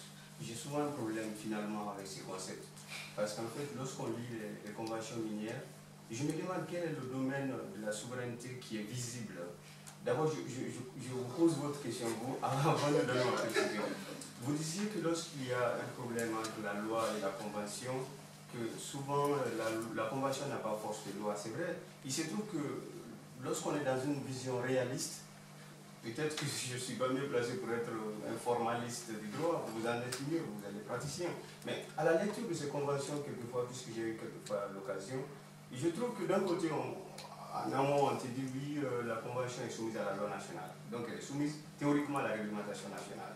Sauf que, un peu devant, vous voyez quelquefois expressement mentionné que toutes les fois qu'il y aura incompatibilité entre la convention et la loi nationale, fut-elle postérieure, celle qui s'applique est bien la convention en vigueur, parce que c'est la loi même des parties. Donc, et on encadre en fait l'applicabilité. Pour moi, on encadre, on lui confie, en fait la convention elle-même exprime sa suprématie sur la convention, sur la loi. Oui, sa primauté en fait, je veux dire.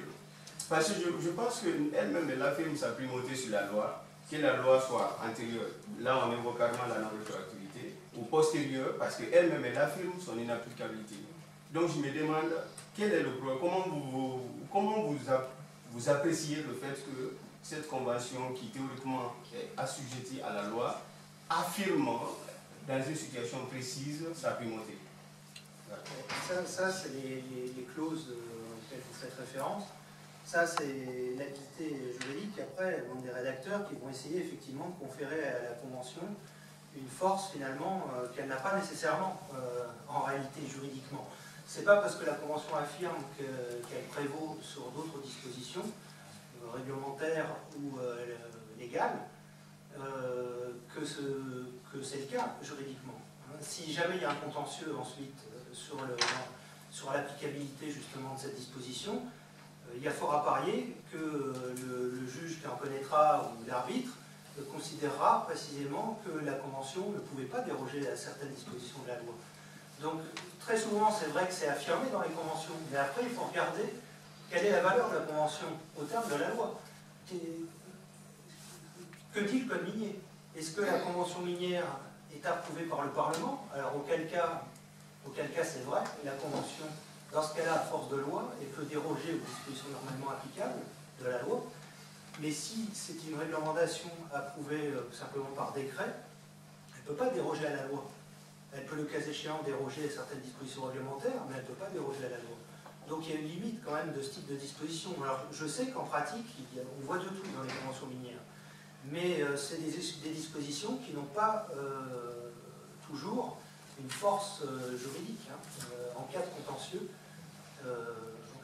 ces dispositions-là, elles valent rien en réalité. Donc elles peuvent être remises en cause. Très bien, merci. Je compléterai peut-être la réponse qui a été apportée pour vous dire, déjà, j'ai une partie de la question à laquelle je n'ai pas répondu, la partie de souveraineté. Mais relativement à cette question, je pense qu'il y a deux niveaux. Déjà au niveau des codes eux-mêmes. Avant tout, il faut que vous vous repositionnez sur un élément de temps. C'est-à-dire que ce dont nous parlons, les opérations minières, ne vont pas se dérouler sur 2 ans, 3 ans, 5 ans. Ce sont des opérations qui peuvent, si on a du succès, 30, 40, 50 ans, que sais-je. Donc il faut vous positionner sur la durée. Et la durée signifie quelque chose d'important, c'est qu'il faut stabiliser les conditions. Cette stabilisation va relever soit d'une clause que vous allez retrouver dans vos contrats, soit même des textes de loi. Et le principe des codes miniers, le principe c'est que vous trouvez également, dans les codes miniers, vous avez des dispositions qui vont prévoir le respect des droits acquis.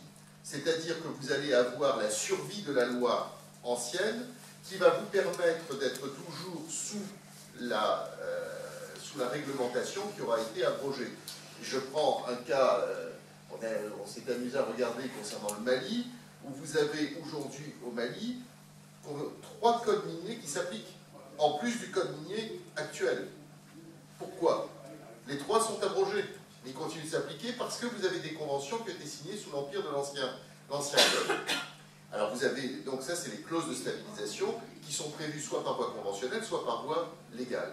Je voudrais simplement venir sur le petit bout de question que vous m'avez réservé là sur la souveraineté. La souveraineté permanente des États sur la ressource naturelle. Il faut repositionner ça par rapport à quelque chose d'important, c'est-à-dire au niveau du régime même de droit minier. Vous avez 4 régimes de droit minier.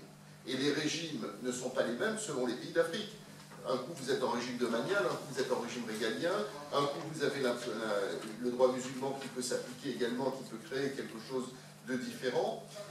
Et en plus en droit musulman vous avez 4 rites, donc il faut d'abord savoir où on se trouve et comment ça peut s'appliquer. Donc vous avez un principe de propriété déjà.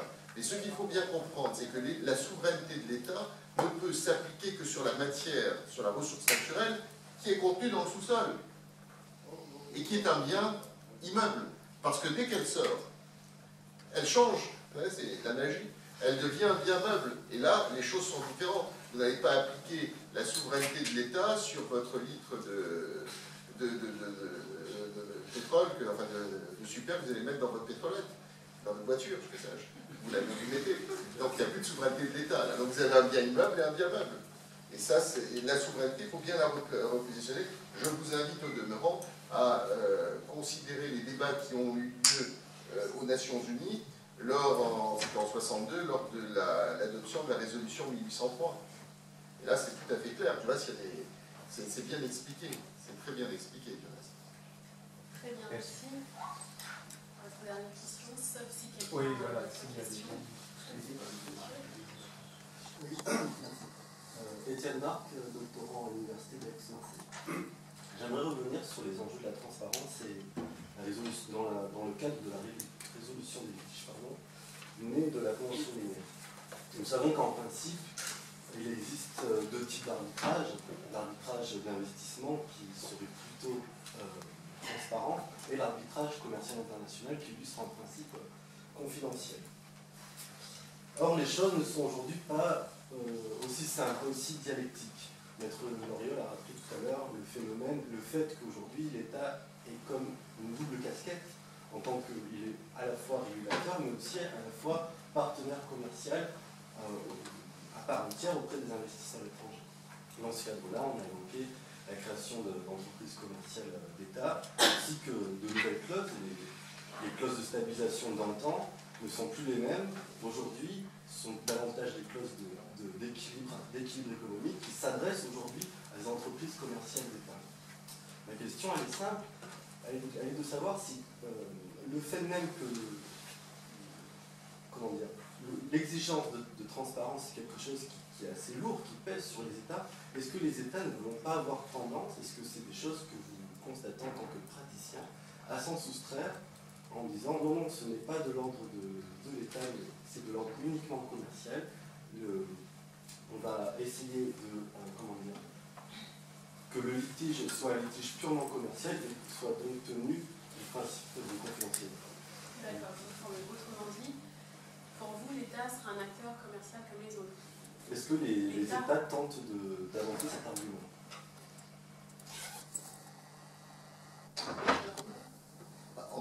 En matière de contentieux international, bien évidemment, on est en présence d'un État, et l'État a un régime différent, a une force différente que celle de l'exploitant privé. Je pense que nous sommes passés d'un niveau d'opposition à un niveau de coopération, déjà. On est beaucoup plus en présence de partenaires, c'est ce que j'observe. On est plutôt en présence de partenaires que d'opposants. On essaye de mettre en valeur une richesse, on essaie de la mettre en valeur d'une façon particulièrement intéressante pour le pays comme pour l'exploitant privé. Je veux dire, je vous répondrai simplement par un exemple tout à fait récent. La semaine dernière, j'étais dans un arbitrage sciatique. Nous avions en face de nous un État. Nous étions côté investisseur. C'est l'État qui demandait, dans un souci de transparence, la publication de la sentence. Nous y opposions, parce que nous sommes société cotée. Enfin, il y avait tout un ensemble de sujets. Et vous voyez, c'est un État qui demandait la publication, la transparence sur la sentence qui allait être rendue. La semaine dernière. Merci. Monsieur, bonsoir. Oui, bonsoir. Peut-être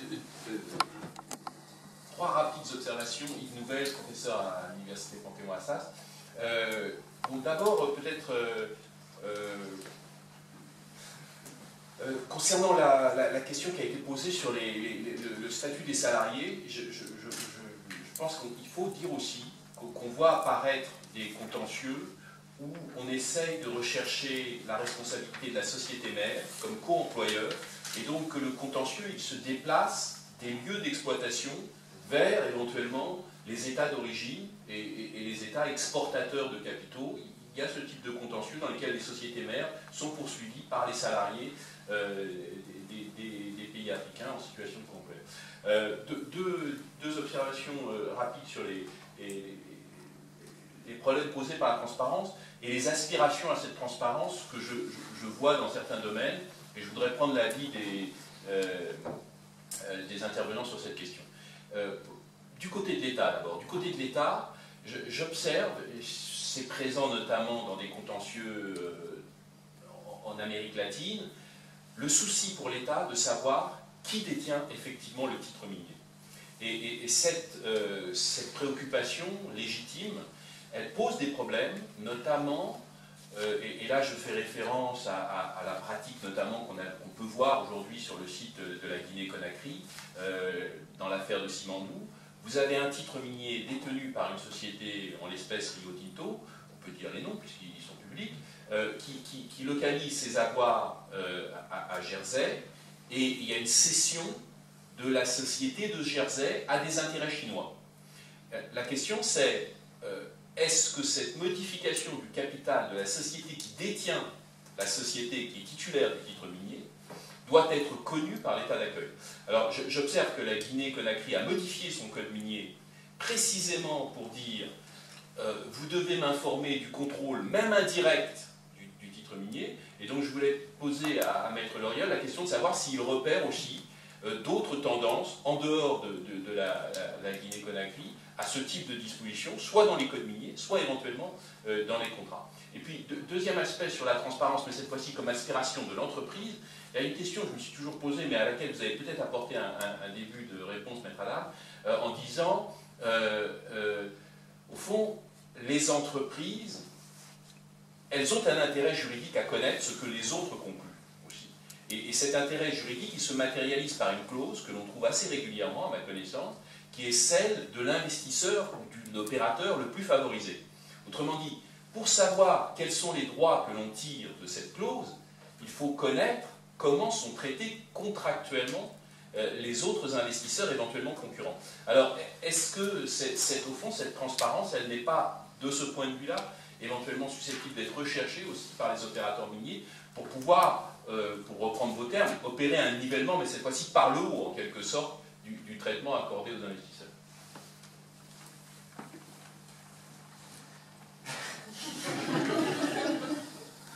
Je reviens alors sur le premier point, simplement pour vous signaler, mademoiselle, le fait que souvent sur ce sujet-là, vous avez une problématique de l'État lui-même, et ce n'est pas forcément une problématique de la compagnie minière.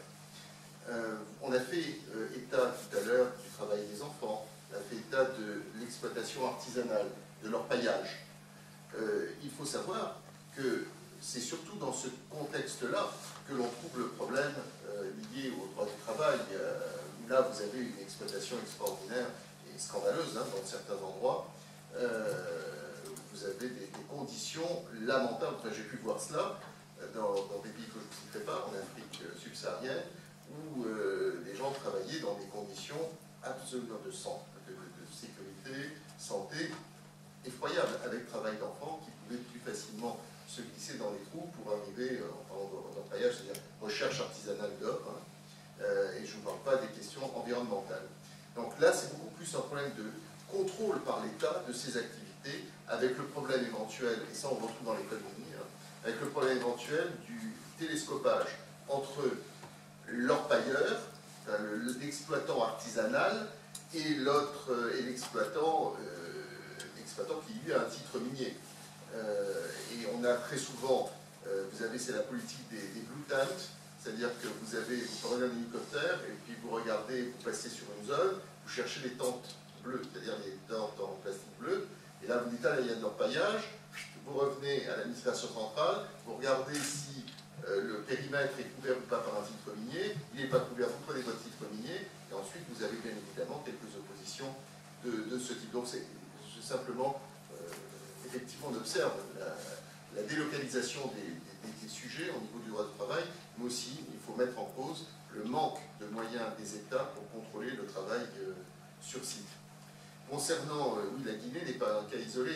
Effectivement, le problème se pose, si tant est que ce soit intéressant de le savoir aussi, mais de savoir qui est effectivement le titulaire, non pas peut-être du titre minier, mais des actions de la société qui détient le titre minier. Parce que pour transférer un titre minier, nous avons la possibilité de contrôler, et les codes miniers sont suffisamment sérieux dans ce sens-là.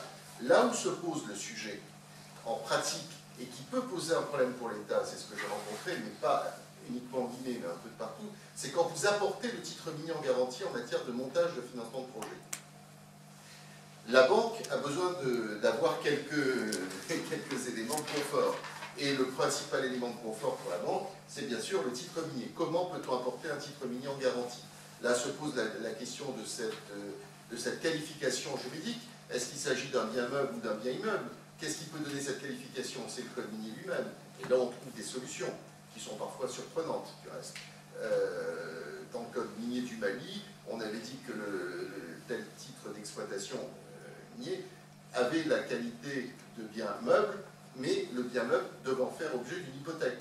Donc, hypothéquer un bien meuble, ça peut être assez sympathique à voir. Ils ont corrigé depuis, mais il n'y a pas que le Mali, il y en a beaucoup comme ça. Et donc je pense que c'est plutôt à ce niveau-là où là, l'État risque parfois de se retrouver dans des situations buesques lorsqu'il y a un défaut, justement. L'État, même de manière informelle, mais en tout cas, le tenir au courant du fait qu'il y a un changement de contrôle. Mais la réponse est incertaine, et après, il faut voir comment ça serait tranché si jamais il y avait un contentieux sur cette question-là. Moi, j'ai jamais été confronté encore à un contentieux direct sur cette question-là, mais il faudrait voir comment ça serait tranché. Sur l'autre aspect des clauses de l'investisseur le plus favorisé, je suis d'accord avec vous, effectivement, c'est une disposition qui va dans le sens de la transparence. Alors très souvent, les sociétés, elles raisonnent de leur propre point de vue quand elles font insérer des clauses comme ça dans une convention minière. Et finalement, elles souhaitent elles-mêmes se protéger en disant, bah voilà, si vous favorisez mon concurrent, vous m'accorderez les mêmes droits. Mais elles ne souhaitent pas nécessairement, elles, par contre, que les conditions qui s'appliquent à elles soient révélées aux autres. Donc généralement, elles n'ont pas en vue une transparence générale. C'est plutôt une opacité pour eux, pour elles, et transparence pour les autres. Mais je suis d'accord, si on impose une clause comme ça dans une convention, il faut accepter la réciproque. C'est que la convention, les clauses peuvent exister dans d'autres conventions et imposer aussi à l'État de révéler la convention qu'on va signer. Donc oui, c'est un élément qui va dans le sens de la transparence, effectivement. Très bien, merci. Monsieur, vous aviez une question pour Oui. monsieur Roquet? Je pense que j'ai une question un peu plus précise sur. Après, je ne poserai pas une parce qu'il y a quand même assez de personnes. Sur, il y a M. Loriol qui, réagissant à l'une des questions du professeur, avait aussi soulevé la question précise des actions. Et il se trouve que je suis surpris parce que depuis 1990, il y a beaucoup de conventions en Guinée où j'ai lu les clauses limitant la libre disposition des actions, notamment les clauses d'agrément. C'est-à-dire où on exige, dans le cadre d'une société par exemple, qui est actionnaire, en fait, s'il y a par exemple 4 sociétés qui sont dans un groupe, qui ont une société minière en Guinée, il va se dire que l'État va exiger que toutes les fois qu'une société voudra céder une partie ou la totalité de ses actions à une tierce société, que l'État soit informé par écrit. Souvent, si c'est une société affiliée, le terme affiliation est souvent assujetti au contrôle à 50% du capital. Soit la société est contrôlée par une autre, ou elle contrôle, ou elle se contrôle ensemble. Donc, si c'est une société affiliée, on lui exige simplement une information. En 30 jours, l'État doit répondre. Si l'État ne répond pas par l'affirmative, parce qu'il est tenu d'accepter, en fait, si c'est une société affiliée, si c'est une société affiliée, que la société implantée en Guinée doit céder ses actions, l'État doit répondre au bout de 30 jours. S'il ne répond pas, l'État doit racheter les actions. Donc, c'est-à-dire que le refus par l'État d'agréer la cession lui assujettit à une obligation de rachat. Mais le problème est un peu plus compliqué dans les conventions que j'ai lues lorsque c'est une société qui n'a au départ aucun rapport avec la société qui compte céder. C'est-à-dire que là, ce n'est pas une société affiliée, ce n'est pas une société, c'est pas une filiale, ils n'ont aucun rapport avec la société actuelle.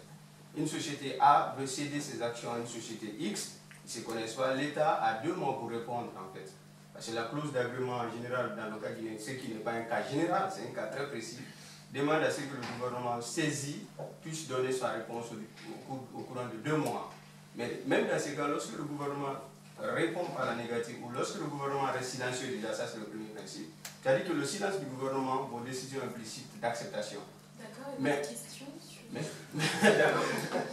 Non, ce que je ne comprenais pas, c'est que franchement, il y a une liaison entre le titre, entre la cession du titre et la cession d'actions. Mais puisque je ne suis pas spécialiste, je veux savoir comment peut-on basculer de la probabilité de la cession du titre à celle de la cession de l'action. Je ne comprends pas franchement le lien direct parce que... Une autre question, après je crois devoir rendre dans c'est toujours sur les titres également.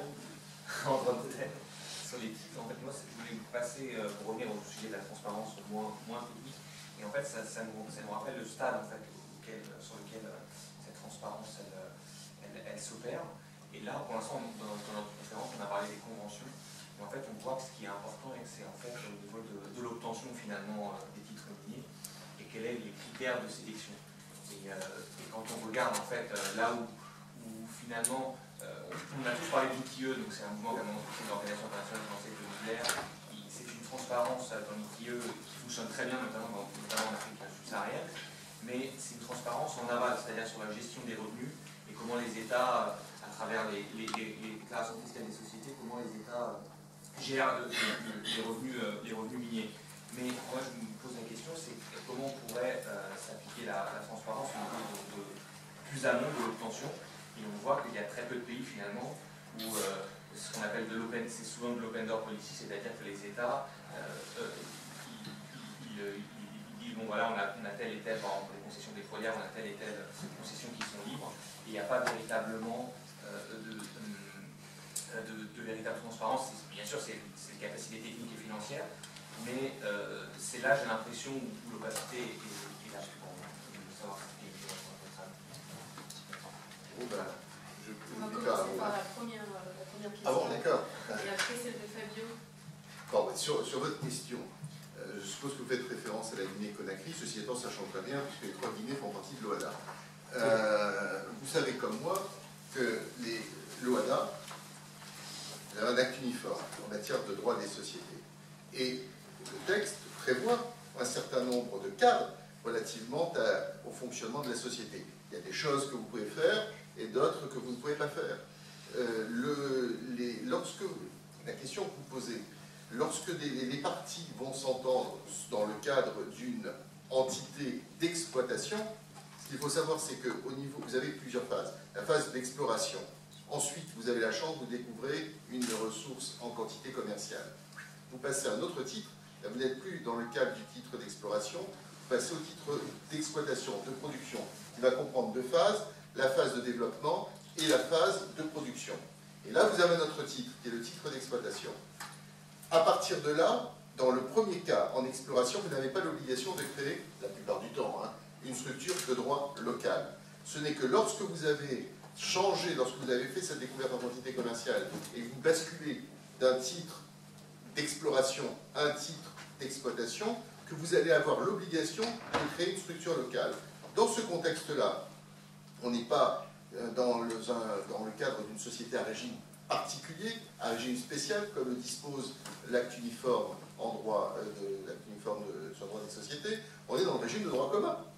Et là, les parties s'entendent avec l'État ou avec la compagnie nationale dans le cadre légal du droit OADA. On ne va pas déroger à ça, sinon ça serait réputé non écrit. C'est ce qui est précisé dans l'acte uniforme. Donc là, c'est ce que je pourrais vous répondre. Qu'il y ait des dispositions particulières, oui, mais toujours dans le cadre légal. C'est votre question portée sur la Guinée. J'aurais pu passer à d'autres, en dehors de la zone OADA, parce que ça, c'est beaucoup plus intéressant, parce que c'est là où, en dehors de la zone OADA, vous avez une vraie problématique. C'est-à-dire la tentation de créer des sociétés qui vont être des sociétés à régime particulier, à régime d'exception, qui vont déroger au droit commun. Et je peux vous donner le cas de la Tanzanie, avec le projet de Geitara, où justement on a eu cette problématique qui était celle aussi de la conformité avec le droit local. Mais alors, moi,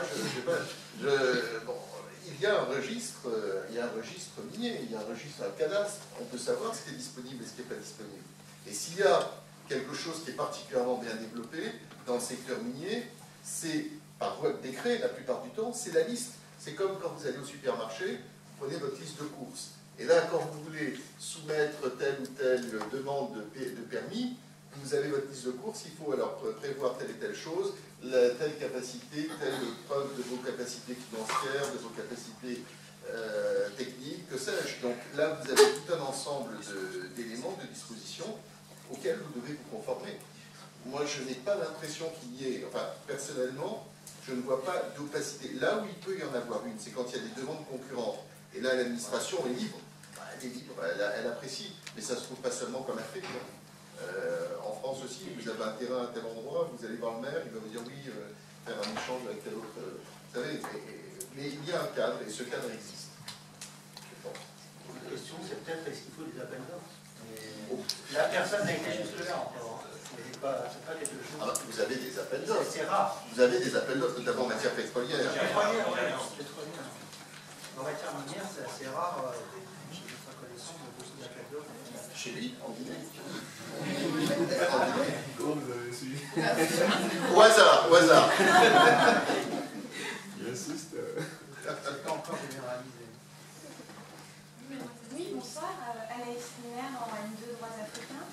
J'ai deux questions qui sont à peu près liées.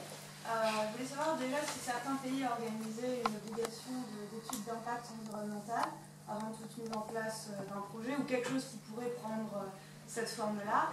Et deuxièmement, sur l'implication de la population, qu'est-ce que concrètement on va faire pour faire participer la population? Je suppose qu'il n'y a pas d'enquête publique préalable avec un affichage et une possibilité pour... Si il y a des Monsieur Bandouki va répondre à cette question.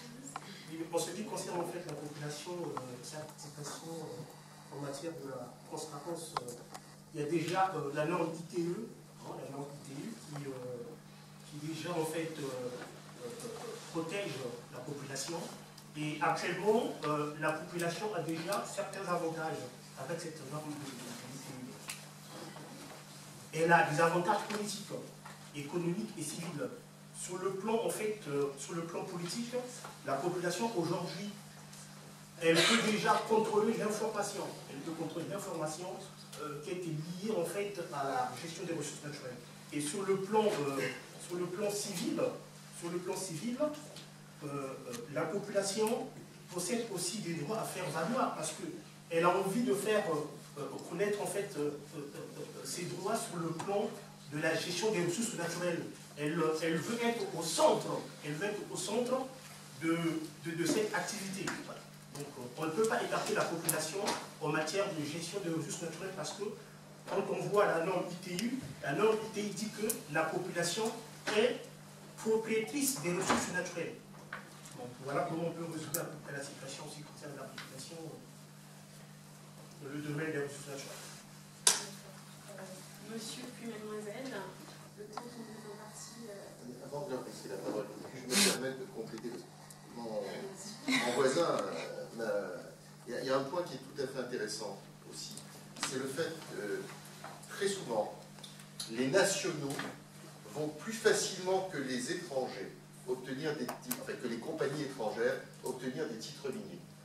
Et ils vont, à partir de là, posséder le titre minier et ils vont essayer de le commercialiser sans avoir fait le moindre travail, sauf quelques tranchées sur le site.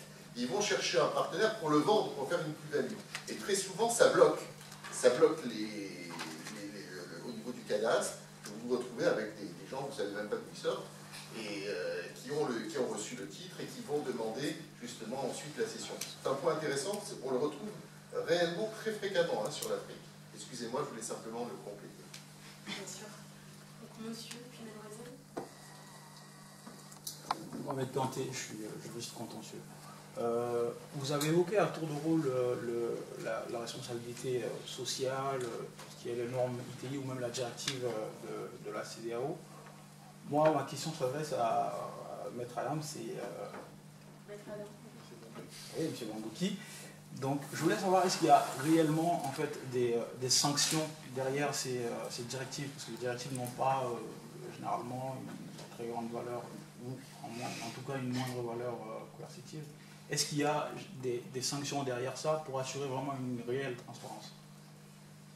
Il n'y a pas de sanctions directes dans la mesure où la directive doit être transposée par la réglementation nationale. Donc c'est une obligation des États ensuite de transposer, comme dans l'Union européenne, c'est le même système. Donc c'est vrai qu'il n'y a pas de sanctions directes. Néanmoins, c'est quand même quelque chose qui, justement, a poussé les législations des différents États membres, tous les pays, par exemple, qui actuellement sont en train de revoir leur code minier, qui appartiennent à cette zone-là, ils sont en train, justement, de prendre en compte ces impératifs fixés par la directive. Donc oui, indirectement, à terme, c'est quelque chose qui modifie l'ordre juridique. Donc actuellement, il n'y a pas derrière, je disais justement, derrière, il n'y a pas de sanctions qui assurent donc la transparence. C'est plutôt les lois étrangères, vous avez parlé, qui parfois imposent de la transparence. Mais les lois africaines, effectivement, non, mais il n'y a pas encore de sanctions. Très bien, merci. Vous avez une question? Bonsoir, Anissa, elle est la droite de peut-être que Maître Lauriane a répondu indirectement à ma question concernant le titre minier obtenu par les nationaux qui permettait de faciliter en fait qui était par la suite commercialisé. Ma question était de savoir si les États africains ont la capacité juridique et peut-être la maturité juridique et économique de maîtriser leurs ressources naturelles en toute indépendance, au même titre qu'aujourd'hui les pays du Golfe qui maîtrisent pleinement, et notamment l'Arabie Saoudite, qui a une mainmise absolument à tous les salles de ces ressources naturelles et des entreprises qui les exploitent. Non, mais là, ce que vous dites est tout à fait intéressant. Tout le monde parle de l'Afrique. L'Afrique. Comme si je vous parlais de l'Europe. Si je vous parle de l'Europe, je ne vais pas vous parler de l'Europe de la même façon en parlant de l'Irlande que si je vous parle de la Serbie. De la même façon pour l'Afrique, vous avez l'Afrique Maghreb, l'Afrique Maghreb, ça va jusqu'à l'Égypte, et vous avez en Afrique subsaharienne des pays qui sont avec des régimes différents, des politiques différentes, des situations économiques distinctes. Vous en avez qui vont posséder cette technologie, qui vont permettre de l'exporter, de l'utiliser, ce que je vous disais tout à l'heure, et d'autres qui ne le feront pas. Alors, la difficulté que nous avons par rapport à ça, c'est que si nous parlons de pétrole, si nous parlons d'hydrocarbures, je vous fais une réponse différente que si je vous parle de ressources minières. Or, vous me parlez de l'Aramco, je suppose, vous me parlez de l'Arabie Saoudite et de la possibilité, et là, on parle d'hydrocarbures, donc on mélange un peu les langues. Maintenant, si vous me parlez de l'Arabie Saoudite, et singulièrement des pays comme le Qatar ou Oman, en matière d'exploitation de ressources minières, pour toujours la technologie, hein, et là, la situation est différente. L'Arabie Saoudite n'a pas une technologie suffisante en matière d'exploitation minière. En revanche, les champs de l'Aramco, c'est pas compliqué, vous savez, ça sort tout seul d'une certaine façon. Bon, maintenant, vous avez la seule problématique de l'Aramco, c'était de faire de construire des centres de raffinage pour justement exporter, comme on le disait, une ressource qui soit une ressource avec plus-value, transformer une matière première. Et ce qu'a fait l'Aramco, c'est vous allez à Yambou, vous avez des kilomètres et des kilomètres de raffinerie, là c'est magnifique, Yambou. Hein, l'Aramco a construit cela avec bien sûr l'appui de compagnies, de prestataires de services. Mais vous avez raison, dans le secteur pétrolier, maintenant en matière minière, c'est à ma connaissance pas encore le cas. Hein. Alors maintenant, si on laisse tomber cet exemple et si on parle de l'Afrique, vous avez des sociétés africaines, enfin des pays africains qui ont la possibilité de savoir gérer leurs ressources minières. Prenez le cas de l'Afrique du Sud. Bah oui. Maintenant, est-ce que le cas de l'Afrique du Sud est transposable avec celui du Burkina Faso? Donc, il ne faut pas faire un amalgame. Mais pour moi, c'est le cas. La grosse difficulté, c'est le financement. Les opérations minières, c'est beaucoup d'argent, beaucoup de financement, beaucoup de risques. Ce sont des technologies, certes, qui sont aussi importantes, mais qui peuvent se gérer par le biais de contrats particuliers qui vont être négociés avec l'intervention d'exploitants privés qui vont avoir, comme dans le secteur pétrolier, plus un rôle de prestataire de services, rémunéré avec un accès à la ressource naturelle, non pas dans le cadre d'un titre minier, mais dans le cadre d'un droit économique tiré du contrat, autre chose. Mais oui, pourquoi pas, au contraire, c'est l'évolution. Notre ami est content, là. Avec la Guinée, non, c'est vous, là, derrière. Lui, là, pour la Guinée, la Sokipani, c'est ça, ça répond à ça. Et pourquoi la Sokipani n'a pas encore pris son essor, à mon avis, c'est plus pour des questions politiques que pour des questions technologiques. Très bien, merci. D'autres questions? J'ai une question pour Maître Adam. Vous avez parlé de la complexité de ces contrats. Que pour venir à l'appui du fait qu'il ne faudrait pas les rendre totalement transparents, elles sont complexes, donc pas totalement audibles par, on va dire, la population, puis les personnes qui n'ont pas la technicité.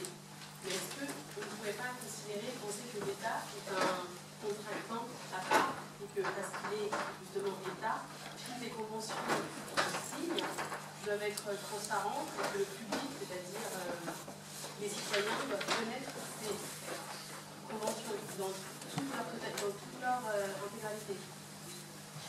Oui, mais effectivement, c'est toute la problématique de la confrontation entre la nécessité de protéger des informations confidentielles partiel appartenant à l'entreprise, et puis qui va venir se heurter à l'intérêt public. D'où il ressort effectivement que les populations peuvent légitimement avoir un droit de connaître la manière dont leurs ressources naturelles, qui sont un bien précieux, sont gérées, et surtout de la manière dont l'État va ensuite tirer profit de ces ressources et utiliser l'argent tiré de l'exploitation de ces ressources. Donc je suis d'accord qu'il y a une vraie confrontation des deux, et que la notion d'intérêt public est en train progressivement de favoriser justement la divulgation de plus en plus des conventions minières. Maintenant, il n'en reste pas moins qu'il y a peut-être des informations qui doivent quand même être protégées et ne pas faire l'objet de la divulgation. Donc il faut voir les conditions ensuite dans lesquelles on va permettre justement d'accéder à l'information. Est-ce qu'on permet d'accéder à l'intégralité de la convention, ou est-ce qu'il y a quand même certaines informations qui, malgré l'intérêt public, méritent d'être protégées? On va prendre les notes pour pouvoir rendre. Et en tout cas, une dernière question. En tout cas, merci en fait d'être venu nombreux pour la première conférence de RIJA. N'hésitez pas à nous suivre sur notre site internet qui n'est pas encore vraiment opérationnel, mais sur Facebook, sur LinkedIn, et il y aura de nombreuses conférences. Il y a des tables rondes mensuelles, donc ça je le rappelle aujourd'hui. Et la prochaine, c'est le 15 avril. C'est sur la question de l'instrumentalisation et de la pénalisation à travers le droit des homosexuels. Et ça. Voilà. Et un dernier mot, le dernier mot de la fin. On voulait, au nom du RIJA, remercier les trois participants qui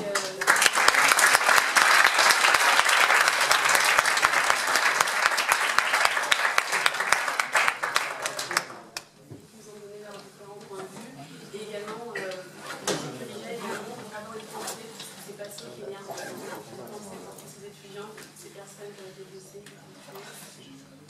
Et avec un enseignement difficile. On vous remercie pour votre présence et on va vous présenter la présidente de notre association.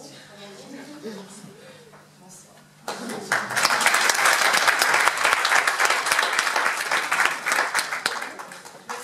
Merci. Bonne soirée. Au revoir.